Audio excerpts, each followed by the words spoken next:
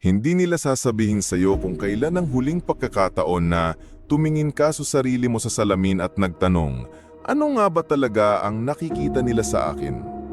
Hindi ito tungkol sa itsura, hindi ito tungkol sa mamahaling relo o bagong sapatos dahil may mga lalaki na tahimik lang, hindi matangkad, hindi perpekto ang damit pero hindi mo sila makalimutan.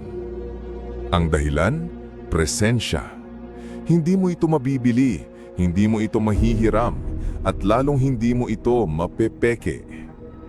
Ito ay ibinubuga mula sa sentro ng isang lalaking disiplinado. Kalma, hindi dahil walang gulo sa loob niya, kundi dahil natutunan niyang tumahimik sa gitna ng unos.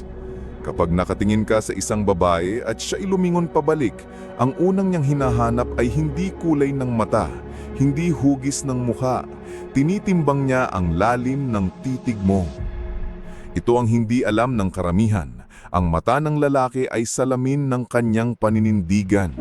Kapag ikaw ay nakatingin na walang takot, walang galaw ng kaba, walang paglilihim, nagsasalita ang katahimikan mo. Sinasabi nito, narito ako, hindi ako nagtatago, hindi ako naghahanap ng permiso. Ganyan ang tingin ng lalaking hindi kailangang ipaliwanag ang sarili.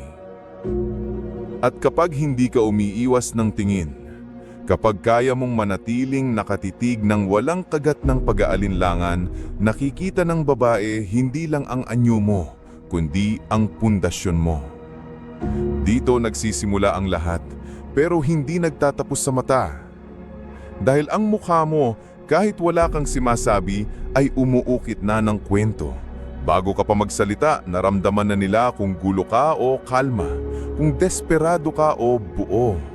At ang nakakagulat, hindi mo kailangang ngumiti.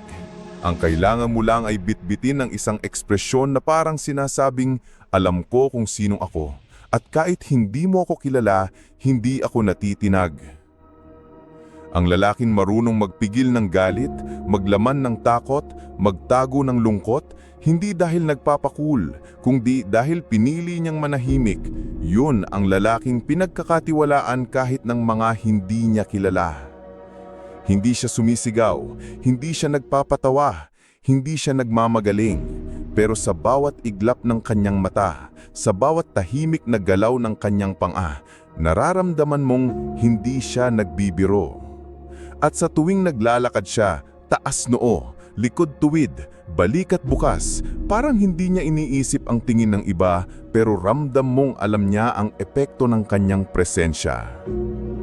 Ito ang hindi kayang pekein, ang postura ng isang lalaking alam ang pinanghahawakan niya sa buhay. Kahit simpleng pag-upo, kahit paanong huminga, nakikita mong hindi siya aligaga, hindi siya nawawala, wala siyang kailangang habulin. Dahil ang katawan niya mismo ay nagsasabing, narito ako, buo, hindi ako kailangang ipagtanggol. At kung naramdaman mo ito habang binabasa mo ang mga salitang yon, maghanda ka sa susunod. Kung naramdaman mong tumahimik ang loob mo habang binabasa mo ang mga salitang yon, ibig sabihin may alam kang hindi na kailangang ipaliwanag. At bago tayo magpatuloy, sabihin mo sa amin saan ka nanonood ngayon dito sa Pilipinas. Binabasa ko ang bawat komento. Ilagay mo rin anong oras ka karaniwang nanonood ng ganitong klasing mga video. Gabi ba, madaling araw o habang nagtatrabaho? Gusto naming malaman kung kailan dumadaloy ang mensaheng ganito sa katahimikan ng oras mo.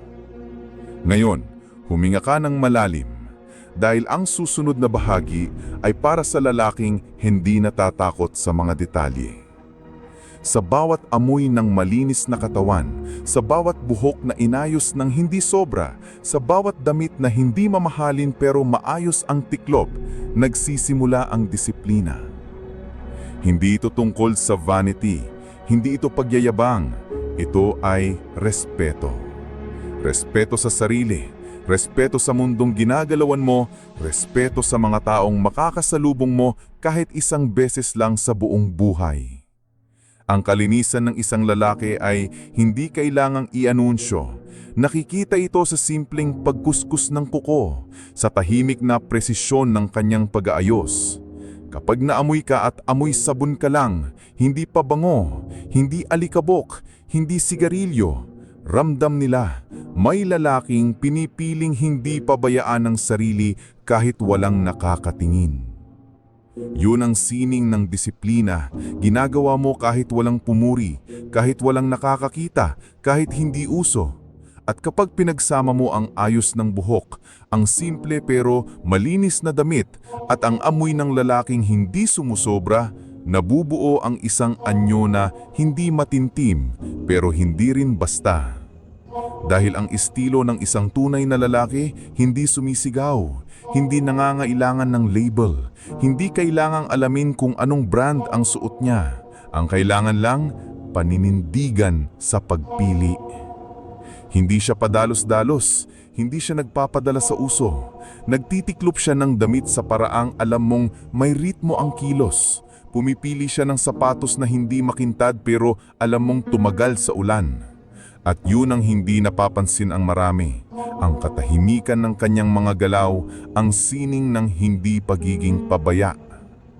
Kapag ang isang babae ay humarap sa isang lalaking ganito, hindi niya agad masasabi kung bakit siya huminto. Pero alam niya, hindi ito basta lalaki. Ito ay isang presensya, isang anyo ng kontrol, isang aura na hindi sumisigaw pero hindi rin pwedeng balewalain.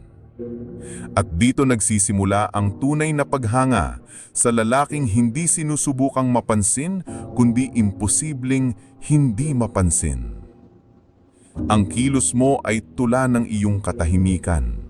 Hindi ito tungkol sa dami ng sinasabi mo, kundi sa paraan mong paglakad sa kwarto, sa kumpas ng kamay mo habang nagsasalita, sa galaw ng mata mo habang nakikinig.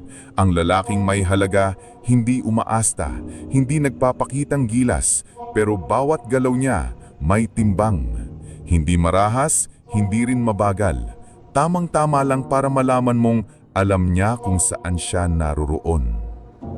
Kapag kumilos ka na may direksyon, hindi mo kailangang sabihin na alam mo ang ginagawa mo. Nakikita na iyon. At ang katawang inalagaan, pinalakas, pinanday sa pagpupursigi, ay hindi lang anyo. Ito ay patunay. Hindi mo kailangang maging bodybuilder. Hindi mo kailangang may six-pack. Pero kung kaya mong buhatin ang sarili mong bigat araw-araw, sa gym, sa trabaho, sa buhay, yun ang hinahanap nila. Lakas na hindi ingay, tiyaga na hindi ipinagmamalaki. Kapag ang isang babae ay tumingin sa isang lalaking may katawan na halatang inalagaan, hindi niya lang nakikita ang muscle, nararamdaman niya ang disiplina. Nararamdaman niya ang mga umagang bumangon kahit puyat, ang mga tanghaling hindi kumain ng sobra, ang mga gabing piniling matulog maaga kaysa makipag-inuman. Lahat ng ito, tahimik na nagsasalita sa pamamagitan ng postura, kilos at katawan. At sa dulo, isang detalye ang madalas makalimutan ng marami, ang amoy.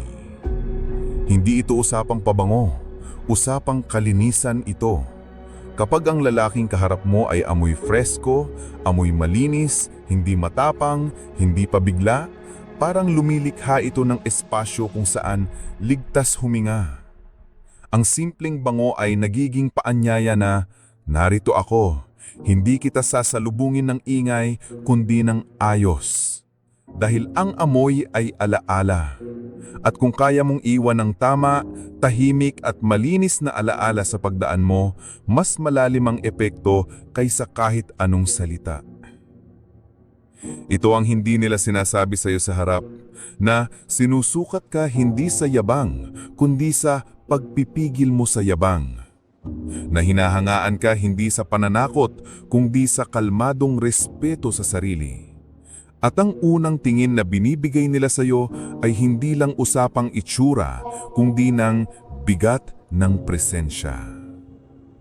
Ang lalaking desente, disiplinado, tahimik pero buo, siya ang naiiba. Siya ang inaabangan kahit hindi siya ang maingay. Ang lalaking may disiplina ay hindi kailangang magpaliwanag, sapat na ang kanyang presensya. Isulat ang salitang katahimikan kung ito'y tumama sa'yo. Hindi pa ito sarado kung sa loob mo ay may natitirang apoy na kailangang pangalanan. Kung gusto mong dagdagan, palawakin ang lalim, ituloy sa iba pang aspekto ng presensya o ipasok ang iba pang esena ng katahimikan, aksyon o paninindigan, handa akong ituloy. Sabihin mo lang, anong direksyon ng gusto mong sumunod? Pwede pa nating dagdagan, paningisan, o buuin sa isang pirasong obra kay golpea mas ondo. Ngayon, habang natatapos mo ang pagbabasa nito, isipin mo ang sarili mo na naglalakad sa isang silid na puno ng mga tao. Hindi mo kailangan ng anumang salita o kilos upang mapansin. Ang iyong presensya lamang ay sapat na. Ang iyong katahimikan ay nagsasalita